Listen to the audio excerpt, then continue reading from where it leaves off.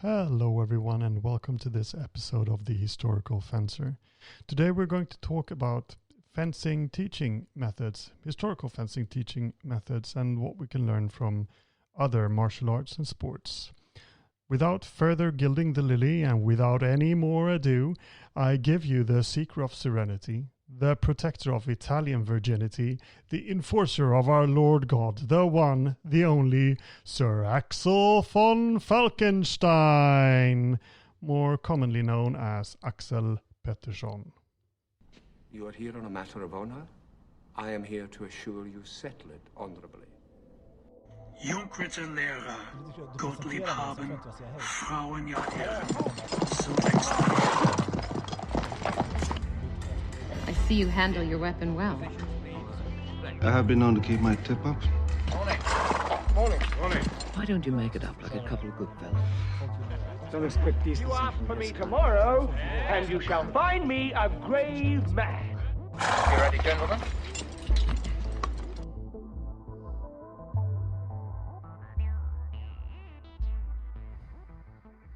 Did you like that introduction, Axel? I like it because it's true. Well, we'll see how many people. I assume that everyone who's listening to this will actually know where that comes from, and but you can write that in the comments. So, how's your week been? Well, my week's been great, Anders. I've actually followed up on a hot trail when it comes to learning to levitate. You want me to tell you about it? Yeah, please do. I'm really. I'm almost levitating with anticipation. I can see that. Do you remember the Swedish early 20th century explorer Sven Hedin? Of course. He was all over Asia. Yeah. Well, he was in Tibet, and he swore that he had seen Tibetan monks making large boulders levitate through song. This was in some news article back then. And that makes perfect sense to me. I mean, this is obviously the only way you can explain how they built the pyramids, for example. So there's obviously something to it. And now, 100 years later, it's been proven to be true. You can actually go on YouTube and look for Tibetan water balls, something like that. And you can see how sound makes the water levitate. That's pretty funny, actually, that you mentioned the pyramids, because I was talking to a guy on Facebook. I hope he's listening to this. And he's an Egyptologist. Do you say that? Is that the word? He is really, really into ancient Egypt. And he wrote a really funny post about all the different theories about aliens doing this and that. And I said, well, clearly none of this is true, because Vikings, time-traveling Vikings really built the pyramids. We parachuted in. I don't know if you knew that. I didn't know that. And finished it up in a day. Yeah. Poor aliens, they get a bad rep. You know, I know plenty of people who I suspect to be aliens, and they're actually great guys. We don't want to mention names here, but... Yeah, so I tried that out, and starting with small pebbles, and then I thought I'd work myself up to boulders, my own size. So first I tried California Love with Dr. Dre and Tupac. Okay. And then I tried Summertime Sadness with Lana Del Rey, but neither of them worked. Oh, really? So why not? I don't know. I was a bit bummed out, but I also think that in these kind of endeavors, it's really important to have a positive attitude. So I'll keep trying. If anyone out there has a suggestion for good songs that makes rocks levitate, you can write that in the comment section. You can teach him, and that's really a good segue, I guess. What we're going to discuss here. That was an amazing segue.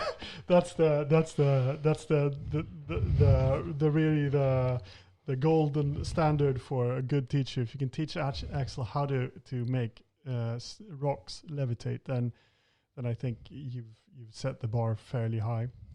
So right, I wanted to start with a little story, and I don't know if it's true or how true it is, but I think it's a good way to start with what we want a good instructor to be good at, and then we need to know, I guess, where we're going. So and I heard through the grapevine, or I read it somewhere, I don't remember, that in the Soviet Union, they, during the Cold War, of course, sports, and especially the Olympics and stuff like that, was part of the propaganda war. So it was really important that you won a lot of medals. And one of the ways that the Soviet Union used was that they they looked at the statistics of which techniques worked in sport fencing, and they just saw that, okay, so these techniques more often score than those other techniques, so we'll just focus on these skills. So they got really good at a more limited skill set, and that's a really good way of getting better at a specific thing. But it's different from what we do in historical fencing, because in historical fencing we're not trying to be good in a sports setting, really. And it's martially, it's probably unlikely that you will do really well if you're attacked by several opponents, or if you're attacked with a different type of weapon, if you're a sports fencer and you're using a foil, compared to a more of a generalist rather than a specialist in HEMA who's trained with wrestling, staff, dagger, mounted on a horse or whatever. And one example of that is in MMA. Like, you could take a specialist who's a boxer, who's good with throwing hands. He might be the world's best boxer, but he'll still get his butt kicked literally in an MMA match, because he'll be taken to the ground and his skills are not very good. So I'm guessing the first thing that we should really discuss when discussing teaching is what it is that we're aiming for, what it is that we want to learn. Absolutely. Have you noticed I'm also trying to speak slower now? Because I spoke really fast the last time. Yeah, you got some feedback on that. So I can there's going to be a lot of embarrassing silence when I ask a question, and you wait. You levitate and wait for a minute before you get back. I just want to see if it's okay that I speak. But yes, I do believe that you're absolutely correct. I think you can define it like this. In modern Olympic fencing, the practitioners have defined their context. I actually think it was Scott Brown who put it to me this way the first time. But they have defined exactly their environment, exactly what goals they have. So then, of course, it's really easy to train for success. And still, of course, just like with any human activity, you'll have trends, right? But that's about it. We haven't really done that, because there are so many goals you can have, and most of us have many goals. I've always enjoyed competitive success. I haven't really trained for it. I've also always felt that there should be martial qualities to what I do. And there are others who have very different goals. There are different weapon sets. There are different eras that you choose to study. And that's also true historically. We have plenty of techniques and manuscripts geared towards Schulfechten, the competitive fencing in the later German tradition, for example, and techniques coming to exactly that. So how you want to train and for what goals you want to train is going to be something that will vary incredibly across the historical fencing community. Rightly so. Yeah. But I think this is the main problem. And but we haven't. It's not that we haven't defined anything, because there is cultural pressure that you should win a competition in the right way, so that you don't just use. For example, all of these one-handed Geisler to the legs or other parts of the body. If you won a final at Swordfish with just that technique, people wouldn't really call you a good fencer. So there's a cultural pressure, but it's also the case, and I think you're a perfect example of that, because I don't remember now, you'll have to correct me, but you were the first to win like in 3 weapons during the same tournament or something like that. Yeah. So we do have these people. I know Dennis has also done that. I think Stanson has done that as well. And some of the Russians have also won. There are several fencers who've won and distinguished themselves in several weapons during the same tournament, and that's of course hailed as something great. And I think in the US they have these competitions where you have to compete in several weapons. I don't remember what the rules. It's in Australia. It's actually called the Axel Peterson Challenge because I gave them the idea when I was there. Oh, I don't know if they still do it, but that's something I've always seen as a great goal for us in competitive setting, that you do a 3-round bout, with one-handed weapon in both hand, and two-handed weapons, and demonstrate your skills that way. Yeah. So I'm sorry if it came out like that I said that we haven't defined our goals at all. We have. It's just that we have so many goals. Yeah, it's broader. It's not as easy to see clearly as it is in... Yeah, and rightly so. Yeah. It would be horribly boring if we had McDonald's HEMA where everything is the same wherever you go. Yeah, absolutely. So that's okay. So that's sort of that's a good. I think that's a good conclusion there. That okay. So they are more clearly defined. It's therefore more easily measured. We have the problem that the martial arts had originally a different focus than we have, for at least partially, because they were meant to be also for Ernstfechten, where you're fencing for life and death, or judicial duels and stuff like that. But our measure points are really the competitive fencing to see success, I guess, in how well you're doing as a fencer. Yeah, and a big difference there is that they had that reality check around them very closely. Yeah. So then stepping into a competitive environment didn't probably detract so much from what they were doing, right? Because they had seen or even participated in actual combat as well. I don't remember which source this is, but there's this 16th century fencing master or 17th century fencing master who complains that the youth of today, all they do is throwing Zwerhaus and parrying with their forearms. I think that was Matt Gallis. Yeah, it's definitely Matt Gallis as the relayer of that source. No, I mean, it was him back then. Well, it could be. I think Joachim Meyer says that fully half of all the fencing done in his day was done with only the Zwerhaus or variations of it. So you had those trends as well, but he also fought in real combat. Yeah. We know that. Yeah. We can't check ourselves that way, right? If we run away in some strange direction in our competitive pursuits, we need to have a way of checking ourselves. And I think most people kind of know, like, there is this instinct when you see something that you can broadly define as too sporty. I think that's how we usually talk about it, right? You mentioned Geisten, but it could be suicidal fencing or whatever it is. People sort of know what it is. You can kind of point it out when especially when it's obvious, even though it's not strictly defined. Yeah.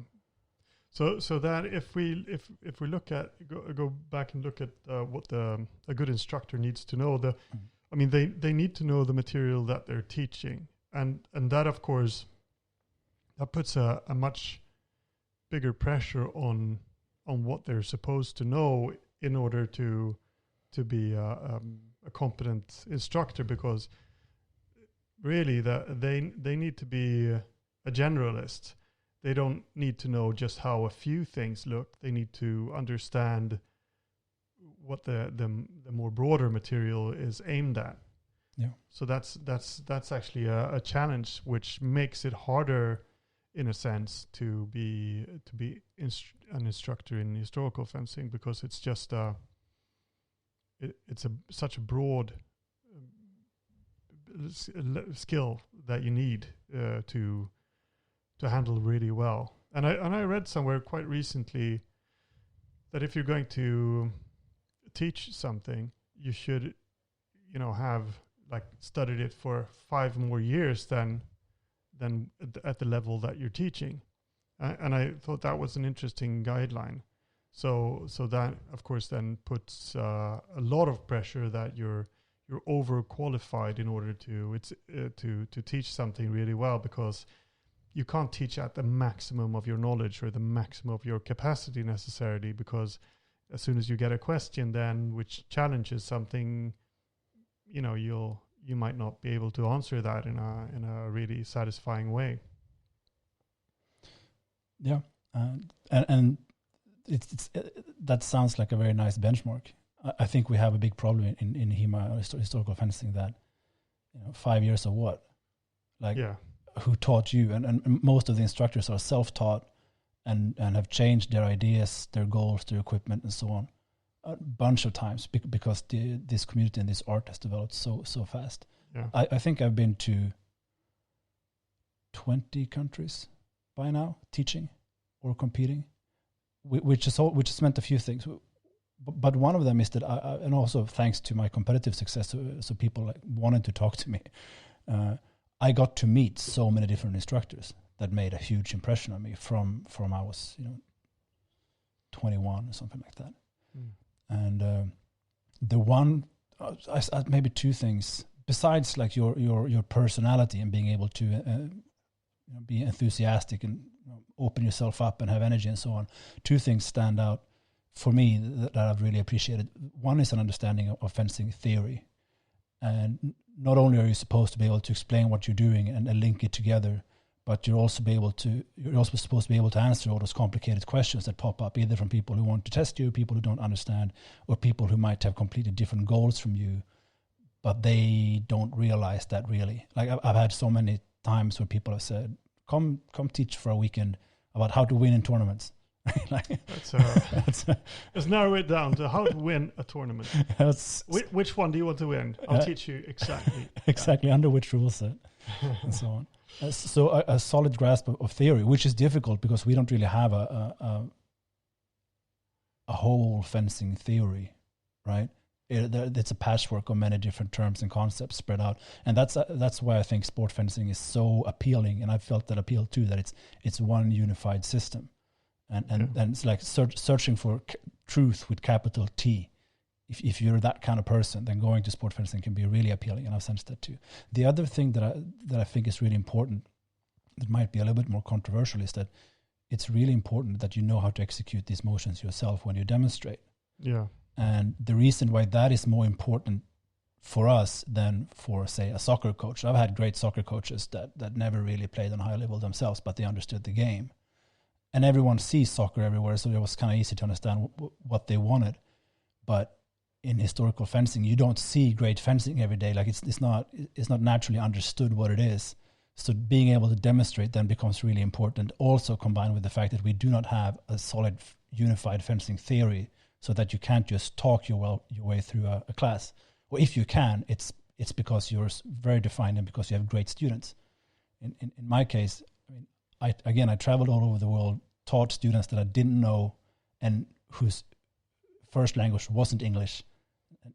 And my first language isn't English.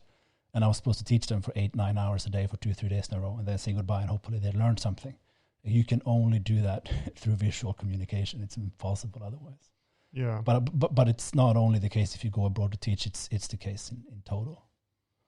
Right. So yeah, that's and that ties into the other aspect then of okay, so you need to be a competent fencer in order to be a good teacher, or at least you need to have a way of transferring good fencing to a student. I mean, at some point you'll be old and decrepit and you won't be able to show it, but maybe you then have a younger student with you, or if you're teaching to students who know already, who are high quality themselves, then it's not as important.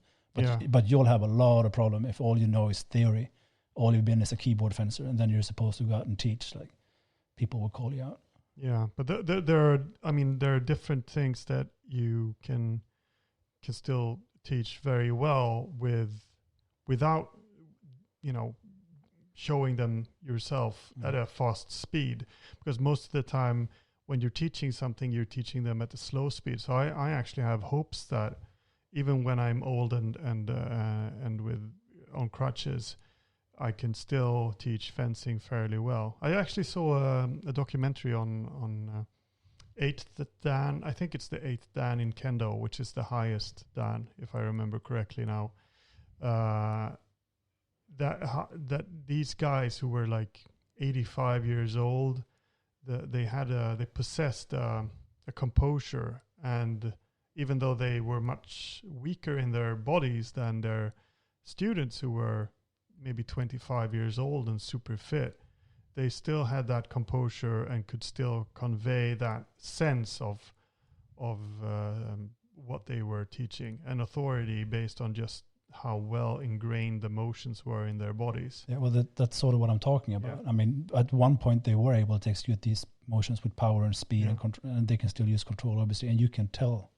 But if you don't know the motions that well yourself, then you're in for more problems. And you know, when it comes to historical fencing, honestly, that's absolutely okay, because we don't have a huge institution or a university where you can sign up to be a historical fencing instructor after 3 years of hard studies, right?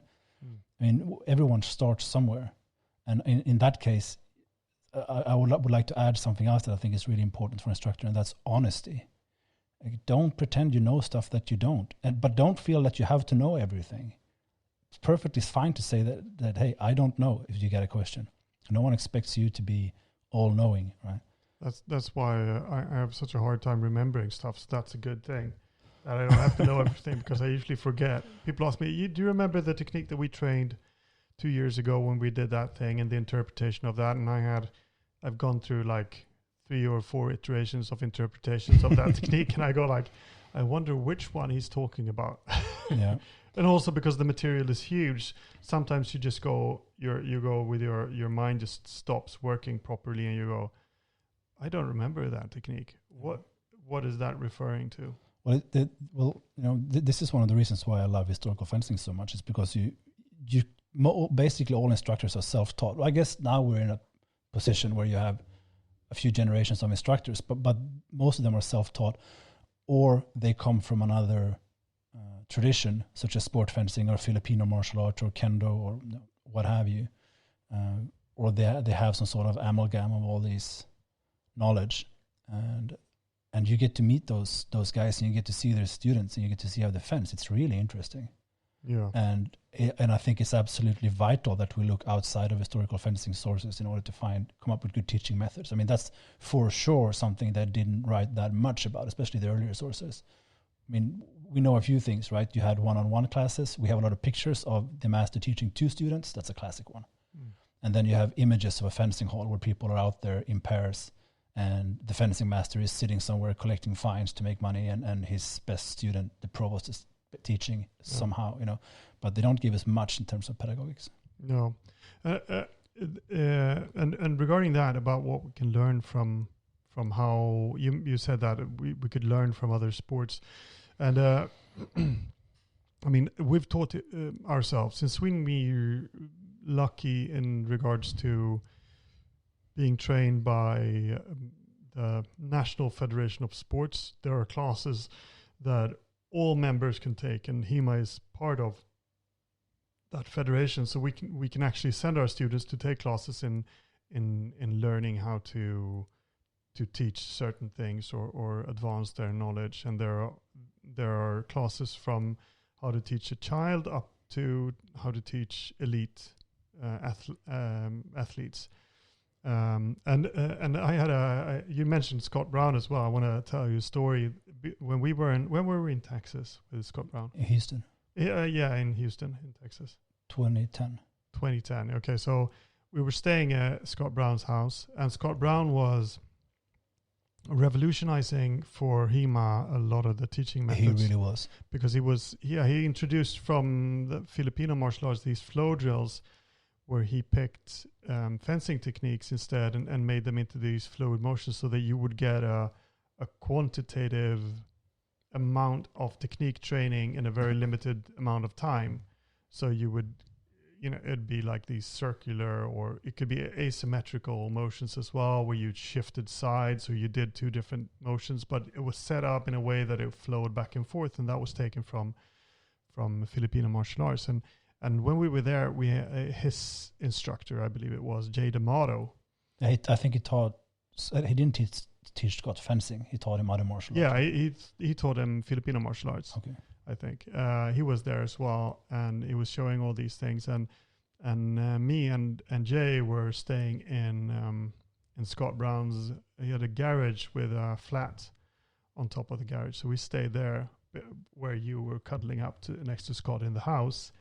Actually, I was out drinking with my old high school buddies. I was an exchange student in Texas. Yeah, that's the story you're going. That's good.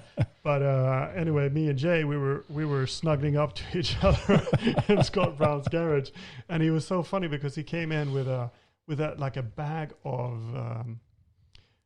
DVDs, and he said, "So Anders, which sport has the most money?"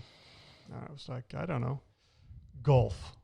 So who has the best instructors?" I was like, "Golf? Yes, golf." And we stayed up all night watching these instruction videos for golfers, their PTs, their personal trainers, and stuff like that, and discussed teaching methods and how they developed strength, how they developed technique, how they did all of that stuff. And that's really something that I think is lacking in historical fencing. So if you'd look at sport, my daughter is training sport fencing now, and when you're training something, you need to train it at, especially when it's kids. There are development issues that you have, all through your life, where it's going to be hard for you to learn something if you haven't learned something if you don't know something previously than that. So when I taught her how to swim, it was really hard for her because she was too young when we started going into the water. So the first year or two was basically playing in water and getting to be comfortable in water. And then all of a sudden she hit that age when swimming was achievable for her, and then she learned how to swim. And when I see her being taught sport fencing, it's very, very clear to me that they know exactly at which level a child has to be to move on to the next stage of learning. So they'll start with these motor skills where it's fun training. They make it into games, and then they gradually add on things which are more complicated. Because if you try to teach them a kid something which is out of reach for them, they'll just be frustrated and unhappy and think it's miserable because they feel like they suck because it's too complex. And the sport fencers know exactly how a child develops at certain ages, or it could vary in age, I guess, but in immaturity. So and I think that knowledge is probably not so prevalent in HEMA. So it could be anything. Like cardio, for example, is hard to increase when you're young because your heart and your cardiovascular system isn't developed fully yet. So it's hard to build up that pressure in order for you to increase, to have that progressive training of your cardio. So there are a lot of, and so it's have a focus on that too early on might be a really bad idea. And I've read all the literature, and not all the literature, obviously, but I've read about this, but I still don't have a very good understanding of how all these phases work. But I feel like in the sport fencing tradition, they have 100 years of knowing this, so of learning this and teaching this, so they can just they've developed that so far, and that's not what we've done in HEMA yet. We're not there at this point. Does that make sense? That was an awfully long monologue. I'm sorry. No, I think you're 100% right, though. I mean, if we don't know how to teach our children, how do we we will never be great if we only start teaching adults. Yeah. Which other activity does that and has success, right? That's just retarded. We need, but I think what you're talking about, and I suppose that's what's lacking in many ways for us, is general teaching knowledge. You're talking now about how sports in general approaches kids. And the sports fencers have it, but they're not the only ones, right? Other sports have that too. Yeah. And that general knowledge should really not be too inaccessible for anyone who is teaching HEMA. Like you have sports coaching classes all over, right? You don't have to sit there and come up with some brilliant idea of how to teach a particular technique. It's not interesting. Like you need to be really good at teaching basic stuff, and that goes so far beyond the technical parts of it. Yeah, but I don't actually specifically mean kids either. That's just one part of that knowledge which you need to know about when you're teaching kids. But it's also, and I wrote about this in How We Train, how you develop any skill really to when you're first entering the you're Sal and you're being introduced to this, and we've spoken about this before. I'd really like to hear you talk about that again. How when we look at the manuscripts and we try to teach from the manuscripts, that we're not learning the fundamental skills to begin with. We're often going into, nitpicking the details, the finer biomechanics of a certain movement, but we haven't really learned the context. And I think Luis Prieto talks about that in the psychomotoric skills, that you don't learn how to catch a ball by first doing the movement in air, and get that perfect movement, and then someone throws you the ball and you catch it perfectly. You learn it by catching it back and forth. So that's how then you increase the pace of it. But we sort of go into these like, okay, so this is a dupliren and this is how it's done. But you can't even move your feet and sword yet. Yeah, that was one of the largest self-owns of the whole community, just jumping straight into single-time counters. But it came because of the kind of material we had accessible to us. When I'm talking about the longsword German tradition mainly, because that's such a huge part of the HEMA community. Before I talk about that, though, I just want to mention that Anders just brought up a work he did called How We Train. That's accessible in Swedish and English on the GHFS website, I suppose. It's phenomenal, though. Everyone should read it. And I think it's so great that the European Union itself contacted you and asked you to be part of some sort of inclusivity project, because like the way you described teaching methods was so good. And it's been translated into other languages. I think it's translated into Spanish, right? By some clubs down there. I can't remember now which language is. It's not entirely true that the EU contacted me, but I'm gonna stick with that story anyway, because okay, that's how I remember it. Yeah. Oh yeah, and the king actually said, "This is great." All right, so we'll back at that thing about teaching the advanced stuff, the technical details, before you have a foundation. I believe what happened was that we only had access, or at least were most interested in, the Lichtenauer tradition. We had Ringek translated relatively early, the whole part of it, and some of the others. And even though it in those manuscripts it explicitly says, this is for those who already know how to fence. We treated them as teaching manuals. But what they talk most about are, of course, the things that are the most complex, because those things need to be talked about the most. But they're translated into most of us also training the most complex things the most, because just learning how to stand and make a cut with a step, that's only takes one line of text. Okay, well then we didn't pay much attention to it. And what ended up happening was that everyone was trying to do single-time counters, but like they had no idea how to move their legs really. And sparring looked awful. And for the longest time, it was a mainstream opinion that sparring in historical fencing was an impossibility. Now, I actually started out in ARMA, Association for Renaissance Martial Arts, because they had Swedish chapters in the early 2000s, late 90s. And I really want to give credit to that organization, because they were among the first on a large scale who did not have that approach. But they actually taught gross motor skills from the beginning. And like everyone who was around back then should be honest with themselves enough and say that, yeah, and they were also the best fighters at that time. I mean, it was a pivotal moment for me to see Aron Pünenberg's prize fight in 2007. Yeah, it was huge. How he under pressure he was able to perform these techniques. I didn't see that in many other places, to be honest. Then the Polish guys, when we encountered them, also had some of that. Many of them were also ARMA in their own variety, but still, right? And one of the greatest things that we've been able to do, I think, is to just go back and start looking at gross motor skills and the basic stuff, and teach and work on that more and more and more. And that's true in every other sport. I have a really hard time seeing that we should do it in any other way. And I suppose also, people want to fight with swords, right? And then we like to nerd in a lot on the technical details in the manuscripts. Like we have had all these countless arguments about degrees, the karate correction kind of thing, like with the millimeter here and there. Like, and those things do matter, but not if you can't move. Like if you can't move you and you can't move your sword, those millimeters don't mean squat. Yeah. So that's really the also the training plan for JHFS, for example, where we've trained for many years,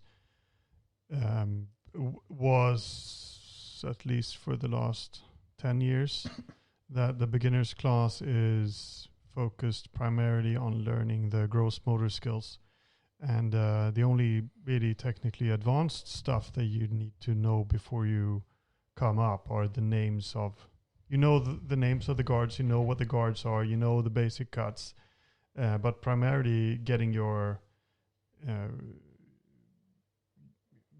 ability to move with the sword. That's really what counts. So then you really start learning when you're in the advanced class. You start to learn the techniques. You're starting to learn the different counters, the more complex things, and you spar a lot more. Because it's perfectly possible to spar efficiently with 4 basic diagonal cuts, 4 simple parries, the 4 hangers in longsword fencing, and a thrust. And then work your foot, then you've got it. And if you can fight, using only those techniques, and as an instructor, you set up an environment where no one is allowed to use any other techniques than that if you're teaching beginners, well, then they will have a much easier time than to digesting and understanding more complex actions and situations, because they already know the environment they're supposed to be applied in. But if you immediately jump into some stiff-legged Auswinden with a backflip, it's not going to work. I just want to come back to something in regards to that, because we spoke earlier about Filipino martial arts and the flow drills that we were introduced to by Scott Brown. One huge benefit from there is, as you say, the quantity of training, but also that it's kind of self-correcting. If you get into the flow, and it teaches you a bunch of these basic stuff, and it basically is a really controlled sparring environment, but you're just aware of every single move that's being made.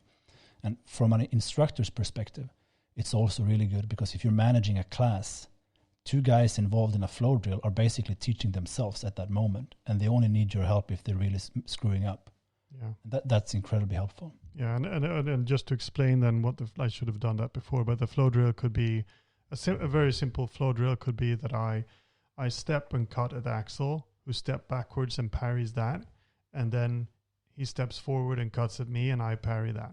Yeah, and then we go back and forth. Everyone knows that simple hang and Oberhau flow drill, but the one Scott Brown did is just immensely more complex. Yeah, he had variations as well where you're not doing the same thing. You're doing it's asymmetrical, so that you're doing, and then he also had these development of it, so it's it doesn't stay the same. So maybe you're doing a movement on the right side, and then you learn it on the left side, and then you do it with a variation, and then you put all of those things together, and it becomes faster and increasingly complex, and then you start improvising from those movements. And if you go and read that, how we train, it's actually that fits very well with how you develop skills, because you start with the gross motor skills and you work yourself up. It's like 5 stages, and then you end up with the ability to. It's not only automated, but you're actually able to improvise from that, and you draw conclusions and apply that skill in other settings. So that's sort of the highest level of skill development in these stages, and it works really well with that. It's you can actually see people who start learning a flow drill, how hard it is for them in the beginning to get a fairly simple movement right, like putting their feet in the right order and just learning the thing, and then they start doing it in opposition to someone else, and then it becomes complex, and then at the end of it's play. Then it becomes play, and it's such an amazing thing to see that 2 people going really fast in a complex pattern of movements, and improvising and playing and having fun and adding footwork in different directions and other techniques, and and handling that. So it becomes this really, really powerful tool. Yeah, and I think you touched on something really important there, that the footwork is integrated. You don't even have to think much about your footwork, but you have to move in order to keep the flow going. You have to stay in the right distance. Those are just 2 benefits that doesn't even have to be mentioned to the student, and it's much more time efficient than the classic start-stop kind of training that one does normally. That's also important to do, But if you're constantly turning your mind on and off and your body on and off, you're not getting as much out of it as if your body and your mind is constantly active and adapting. Like, one more thing I'd like to say about these kind of flow drills and what I understand of sort of the Filipino way of teaching that is really beneficial to us, that you don't get from modern sport fencing pedagogy to the same extent, as far as I understand, is power generation and transitions between guards. Like, you don't have power generation in that sense in sport fencing, but that's hugely important for us. And you don't have rotational transitions between guards and cuts. I mean, yeah, there's saber, but still. But that's really important for what we're doing, because cutting and guard transition is such an important part of what we do. In any environment where, for example, I mean, it's as simple as being able to parry the afterblow will require you to transit from your attack back into a guard position that catches the afterblow, for example. And if you can't move, if you're attacking on high and you're landing a high cut, and then the afterblow is directed at your thigh, which is super common, right? Because people see that, it's going to hit me in the head. I'll just drop my guard and strike him in the leg, and maybe I'll get a point back. Like, if you can't transition from high to low in a good way immediately after landing the strike, then you won't be able to cover that. Yeah. And that goes in also to something else, like if you see students, that you have a repertoire of teaching methods how to apply that. So, for example, if you see that in sparring in your club, apply continuous fencing then. Yeah. I mean, it's such a brilliant, simple idea, but it's we didn't do it for a very long time. Continuous fencing is really something we should explore. Yeah, more should be done more. I did it with Casper a few times a while back. Had great fun, and it was very painful. I want to call it frequent modus fencing. Oh, because that's what it is. Isn't that so poetic? And frequent modus fencing. And it's from the Derbringer manuscript. Yeah, I know. Yeah, stay in constant motion. Yeah, I think it's really cool. We have these new sound effects on this studio that we haven't used. Oh, so I just want to poke one. Right, go ahead.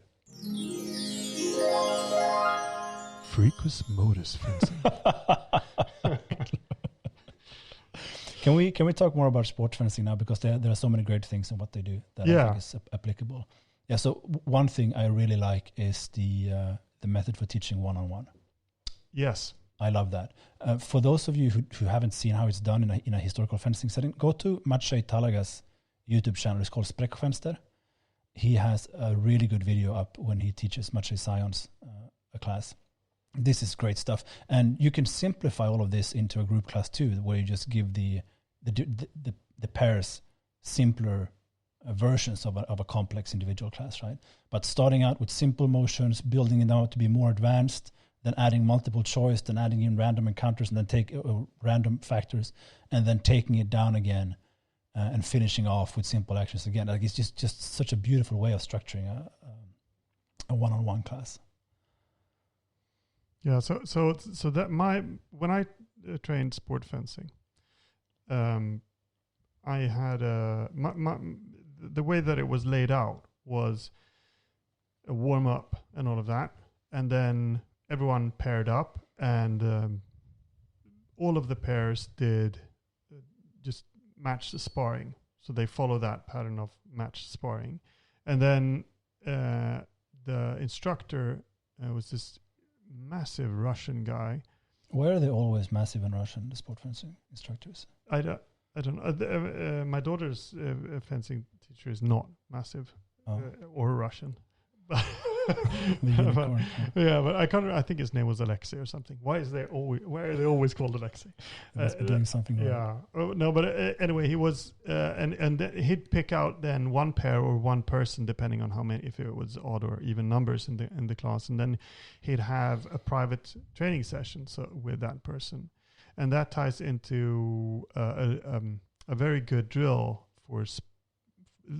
It's one thing. I think that format of having one-on-one training ingrained in every lesson is a really, really good way of teaching.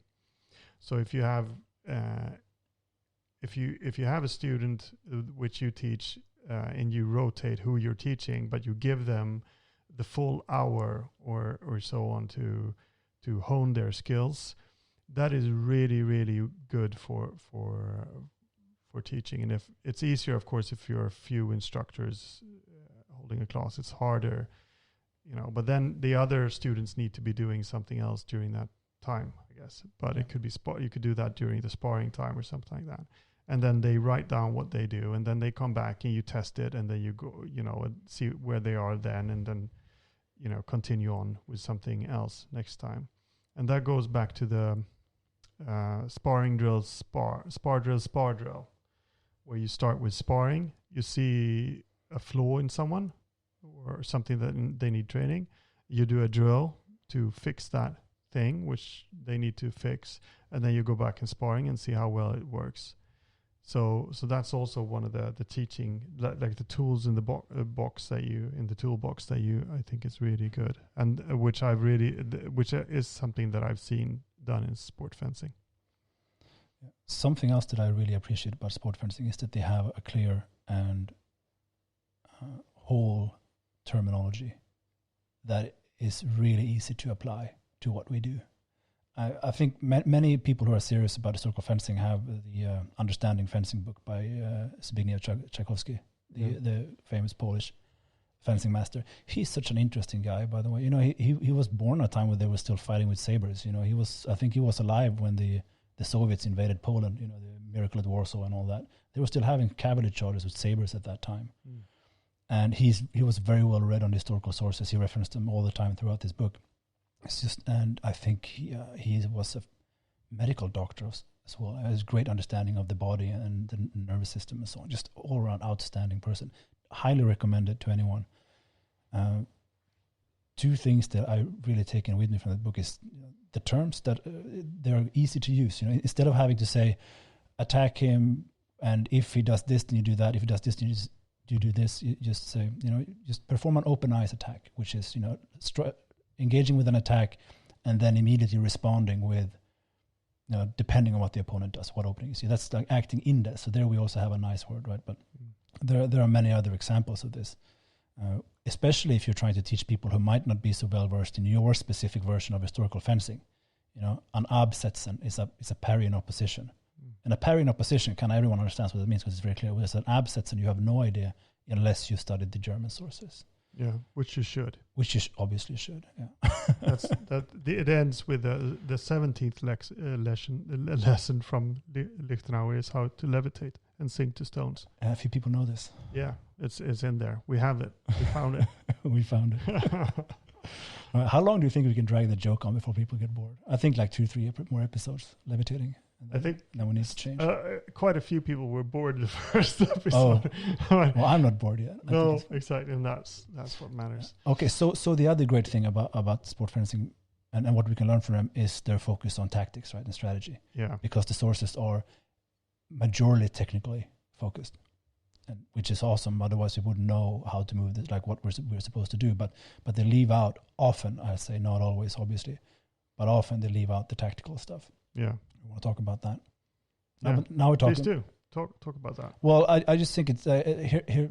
There's just such a massive research that they've done, as you said, that they've had 100 years of doing that, and then coming up with different ways of teaching, and that can be transferred pretty easily to us. And it's I have on my YouTube channel, by the way, I have a number of classes up.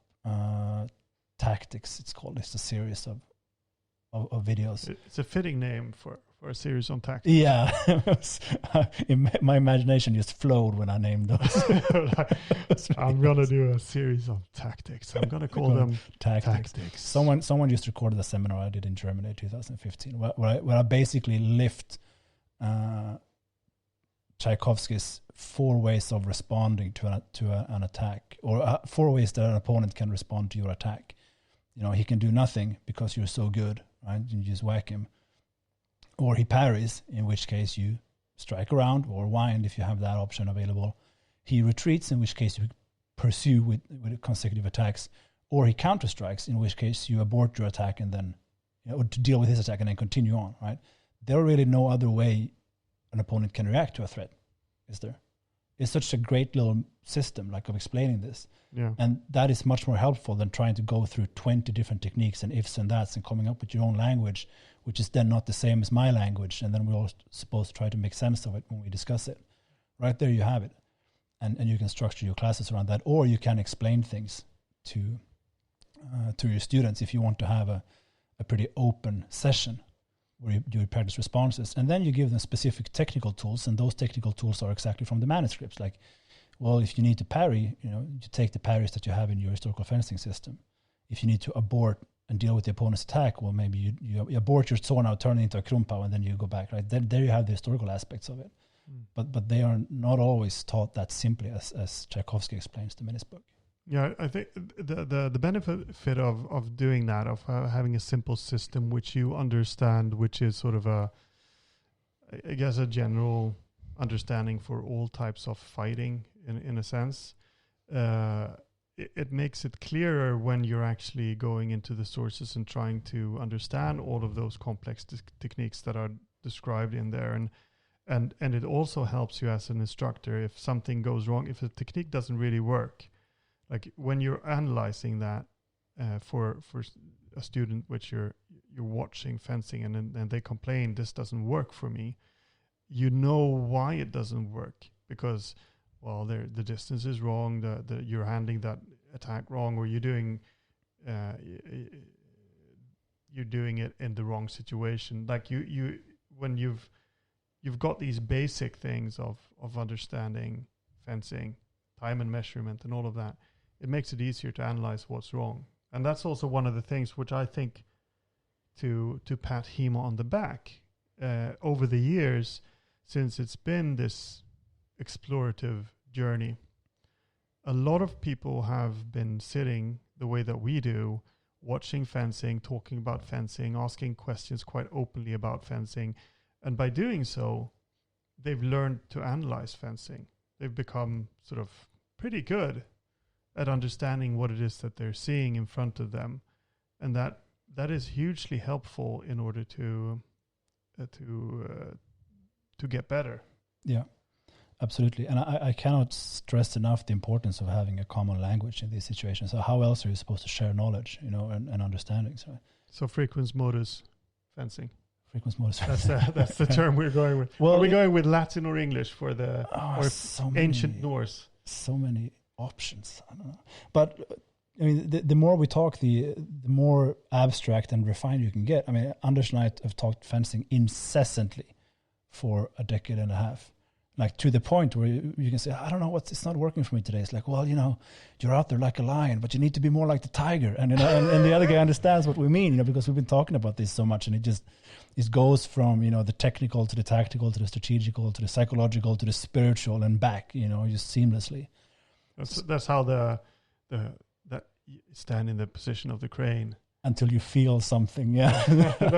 But it's true. That stuff's true. It's just that it takes you a while to get there. But don't knock that stuff, man. Like, there's a reason why so many martial arts develop this abstract. All the ancient Asian mysticism was really just a bunch of nerds sitting talking about martial arts for too long until they go like, there's no better way to describe it than a crane in dusk. Yeah, that's great. It's a great analogy. But that's actually how it works. And I don't remember the exact quote here, but you can find the same thing in Japanese swordsmanship, that a guy complains that, the more peaceful society gets, the less real the fighting gets, and the more abstract and sophisticated, and the swords get longer and skinnier, and the techniques get more refined and advanced, and the theory becomes way too complex. That's exactly what happened with historical fencing too. Right? Well, it just so happens that we live in a time where we don't fight with swords, so we might as well enjoy the super nerdy complex theories, right? Yeah. Because how fun is it to just train 4 cuts and do them really hard? Like, you're not going to fight for real anyway. Yeah. I love the motions. That's really my big thing. I love the complex motions. So beautiful. Yeah. And performing them, it just gives me such a high. Yeah. And that actually segues really well, because we've talked now about understanding how the body works in development stages. We talked about having a great knowledge of how the body develops and how you learn techniques. We've spoken about having a greater understanding of the simple systems, the tactical knowledge of that. But there's one thing which I think, well, it's actually been proven in several studies that if you want to learn something, that it's fun is one of the most important factors in order for you to continue. Because if it's fun, even when it's painful and hard and whatever, like there comes a point where it's not fun, and you just have to embrace the suck and get that, grit to just go through it. But especially for kids, it needs to be fun in order for them to stick with it, and sticking with it is really important. So I guess being able to make a lesson fun is also a really important trait in an instructor. I have a strong thought on that. Okay, so I think people we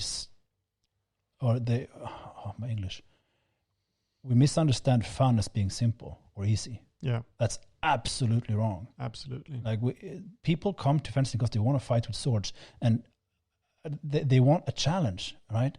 Fun is when you really push yourself, and fun is especially fun when you push yourself together with others, and you laugh at each other when you fail in a camaraderie way, and then you cheer each other on and lift each other up when you succeed, like you're actually doing something.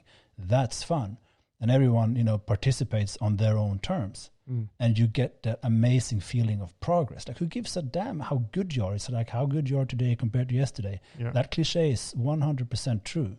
So, like, when you structure a fun class, don't make it simple. Most people's lives are pretty simple. Simple office job, a simple job, no other great things they need to do. And then, like, well, what makes you so different when they go to fencing class? And give them something challenging. Yeah, I've had so many. I've had a lot of private students, right? And I've been blessed to be able to teach on like so many different continents and countries, and I get to try out my ideas. And we also do a lot of bachelor parties, remember? So you get to meet just a number of different kinds of people in different situations. And I tend to like try to figure out what kind of guys I'm meeting as soon as possible. And I actually have a character of the grumpy fencing master that I play sometimes, and I dress up in like my fanciest fencing jacket from Gallardoni that like you can't fence in it, but it looked really, really good. And I am stern with them, and like I just give that stereotypical fencing master thing. And they love it, like because someone's taking them seriously. Yeah, exactly. They're having a great time because someone's actually taking them seriously, and and trying to get them to do stuff and get better at something. Yeah, I mean the classes were almost exclusively the classes where people are the happiest and walk out of the gym and say that was a great class, I loved it, is when you've pushed them to their limits and they've trained really hard. Yeah, why is CrossFit so popular? Yeah, exactly. It's exactly that. But that's not really what I meant with there comes a point where you need grit, because those classes are also fun, like when you train really hard. But there comes a time when you need to embrace the suck, because you need to get your cardio up a bit, and you hate jogging, and you need to get up at 5 a.m. to go out jogging because you just want to reach that level of fencing where, striving for that goal. And it's not fun going out in the rain. It might be satisfying on some other, but winter in Sweden, 5 a.m. and going out jogging for 8 kilometers is not going to be pleasurable, unless you're, built a certain way, I guess. But unless you're David Goggins. Maybe if you're David Goggins. Oh man, we are we gonna return to, because we talked about David Goggins. I'm just such a huge fanboy of him. I can talk about him for a whole episode if you want. I remember that guy who was on Joe Rogan. We're coming for you, Joe Rogan. This podcast is going to be just a few million left. Yeah, absolutely. We had quite a few listeners last episode, but anyway, that guy who hired Joe Rogan to live with him for like 2 months. Oh, he hired David Goggins. Yeah, David Goggins. Yeah, and he woke up, like his wife wasn't in on it, but he woke up with David Goggins standing next to him, like, "Wake up, motherfucker! It's time to run." Sometimes you need a David Goggins. I'm gonna set my alarm clock to have him say that. Well, I think the suck in many ways is not always physical, right? Because when you are with other people, it's kind of easy to get going. Like you get all excited and you do your push-ups and you sweat and you have a great time. The suck is when you don't get better, when you keep getting beat up, you don't feel good. The suck is when you don't like someone in class, or that they're being mean to you, right? The suck is when the rest of your life really sucks and you just want to stay home and put a blanket over your head. You don't want to go to fencing class. Yeah, the suck That's really comes the when suck.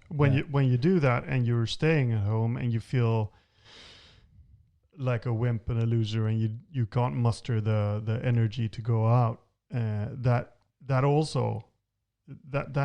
actually sort of creates the suck, and we start moving and train and get engaged, and you're I was out, like I did 10 sessions this week, I've trained twice a day, and your body is aching, but you feel alive and you feel like you're going someplace and you're feeling really good about yourself.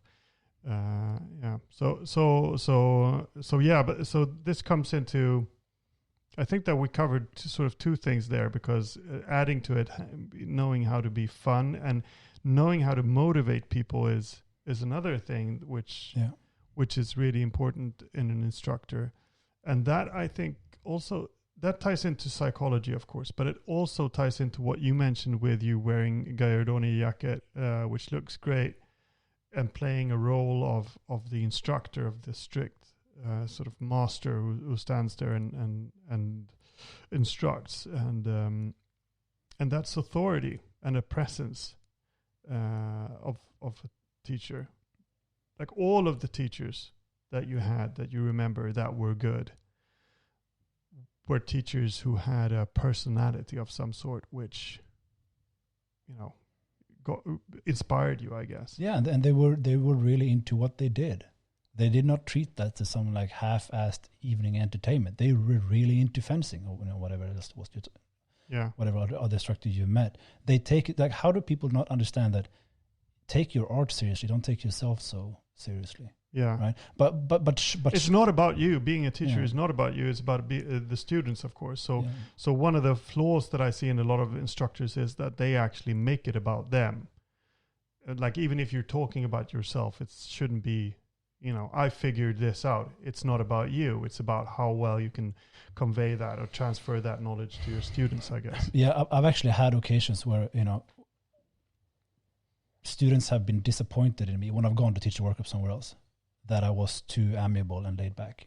Like they were expecting the great Axel Pettersson to show up and be this or that. And like I was just kind of joking and, kind of self-sarcasm a little bit. And they were a bit put off from that.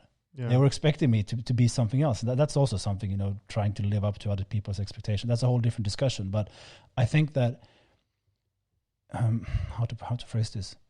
If you're sincere about what you do, if you really care and you try to speak truth and about what you want to do and what you do, how you teach and what you want to convey, that will shine through, right? And that will energize the others. Like they will feed off the energy that you send out. I'm getting all hippie again, but this is all about vibrations and energy and all of that. It's the real deal. If you don't care, they will know. Like if you are just goofing around, they will feel that. If you're serious but laid back, then you hit the sweet spot. Yeah. But there's another thing, like I know that both you and me have encountered this, the poorly socialized students, like people who are like sociopaths, students who treat, who want to interrupt you, it's an ego. They see humbleness. They might not be reading social cues very well, so they see someone being humble or willing to listen to them as their cue to enter the arena and take over and dominate their surroundings and challenge the instructor. They see all of that as weakness. So having a sense, authority and security in yourself, that's something that I've had to battle with, because when I started being an instructor, I didn't want to be an instructor. I was like, yeah, it's fine. You want to teach this class? Go ahead, teach this class. But you've had to learn that over the years, that these people are like predators, social predators, and you need to be able to shut them up. So that's where you need to be secure in yourself and also have this authority in order to actually tell people in the right way to shut them up. Sometimes telling them to shut up is saying nothing at all and then just ignoring whatever it was that they did. Yeah, I've had that experience, of course. I mean, there's always someone like that. And in the beginning, when I was teaching both at the club and abroad, I tried to roll with it. Someone comes up and tries to take space and time. I just tried to use that as a segue back into what I was teaching. But that wasn't the right approach, because that person took time from all the other students around them. And the turnaround came when I realized that it was actually kinder to him, to the others, and to me if I just said, look, just don't talk while I'm talking. Yeah. I'm going to ask you not talk while I'm talking. Because he might not be aware that he was out of line either. And if I just let him go on with that, no one ever told him that he was wrong, right? And everyone else would be grumpy with him, and he would end up in a bad social situation because of it. Yeah. If you immediately just tell them, oh, look, you can do that when the class is over or when I'm not teaching, right? But not now. So please be quiet. It's actually kinder in the end. Yeah. But you got to do it in the right way. Just don't throw your authority around just because you're teaching. Like, it's your authority. If it's not genuine, then you don't really have it. No, I mean, authority is, if you're throwing it around, because that comes back to ego, right? Yeah. You don't want to be throwing around authority just for the sake of authority. Then you're making things about you again, and that's not the right way. It's about the students and what you're teaching. It's about the art. It's about, making these martial arts come alive. Yeah. And if you want them to come alive, we need to be serious about how we train and what we train, right? Yeah. So we talked about toolboxes. You want to go back to that a little bit, like toolboxes? Yeah, like having the right tools for the job at the different. Because that's one of the things. Like after you've been an instructor for a while, you understand. You understand why something doesn't work, and you have a specific toolbox. In a tool in your toolbox which you can just apply, so you know that someone's maybe a bit scared of something or getting hit, so you have a defend the wall exercise, or you have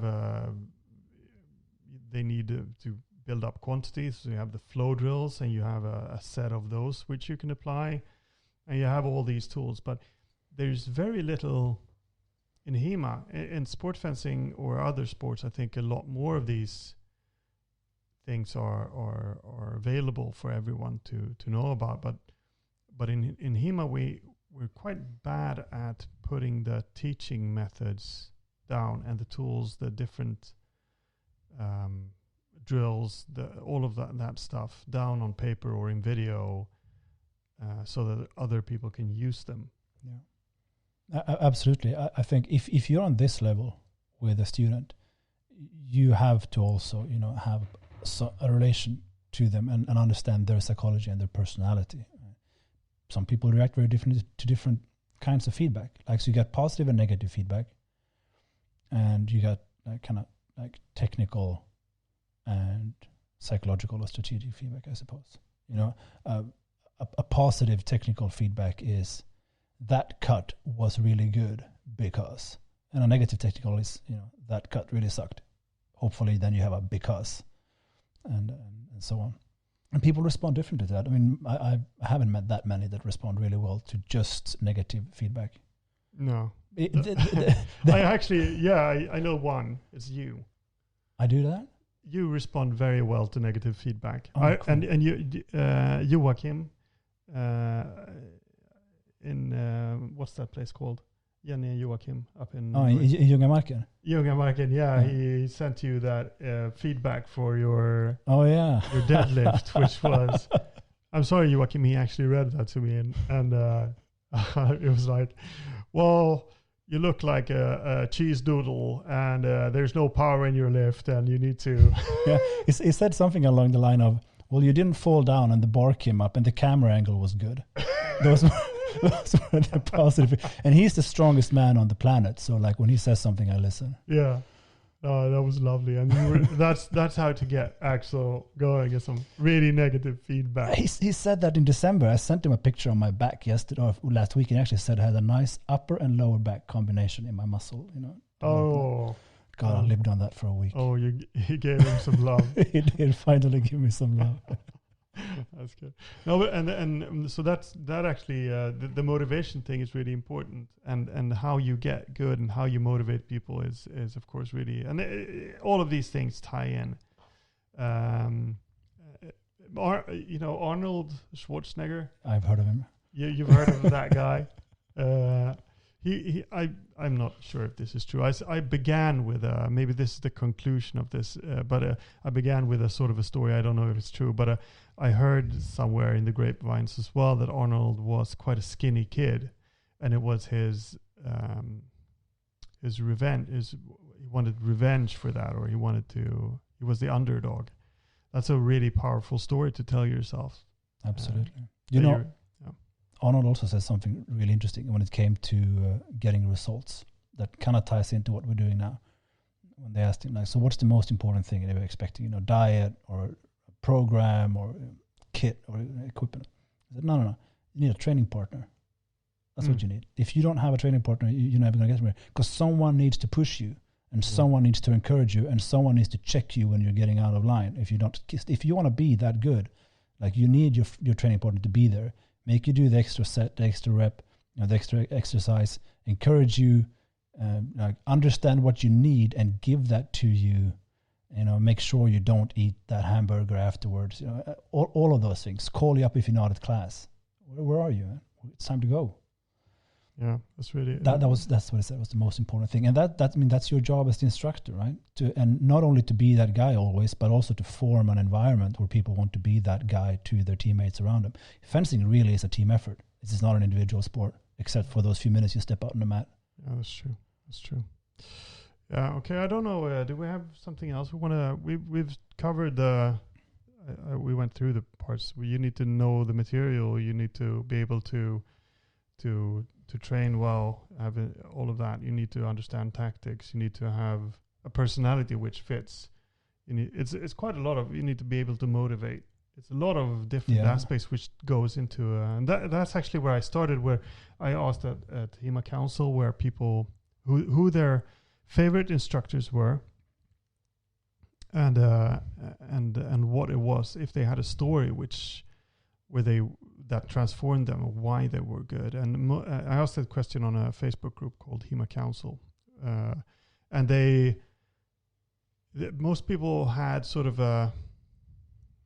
they named names, but they didn't really go into details, and that might be due to how the question was phrased, of course. But I think a lot of students don't really understand what the instructor is doing. Because a lot of these things just fall naturally with a really good instructor. It's when the instructor is bad that you start thinking about how they're instructing. Yeah. Because I think he knows the material really well, but he doesn't know how to transfer that knowledge, or it wasn't a really fun class. You don't really know what it was, or he was mumbling. I couldn't hear what he was saying, or all of these things have to do with, trivial things, which makes you not the best instructor. But when someone is really good at teaching, you don't think about that. You just enjoy yourself. You learn. You get the skills from it. I think it's probably very difficult to go to an instructor day after day, week after week, and have a negative opinion of that person. Like, you want to believe that they're good. And if you don't see fencing all around you in other places, it's really hard to make that judgment. Like, you want to fight with swords. You have no idea what it's supposed to look like. How are you person of the street going to be able to determine that, unless they have some previous experience or background, maybe in other sports, and know how it's supposed to be done? And there are bad instructors out there. I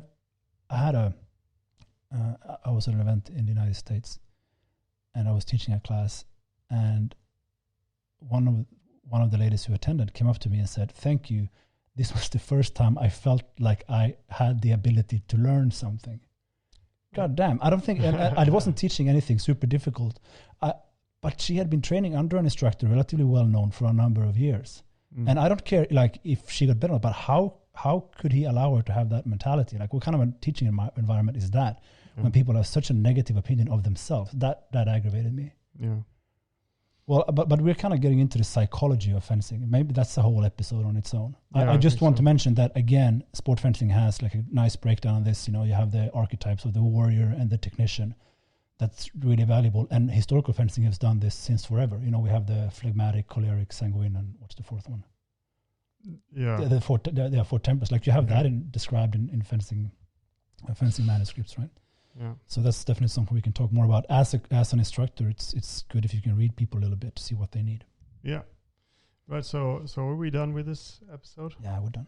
Yeah, we're done. It's an hour and 15 minutes. So I think that's about as much time as people can put up with us. Yeah.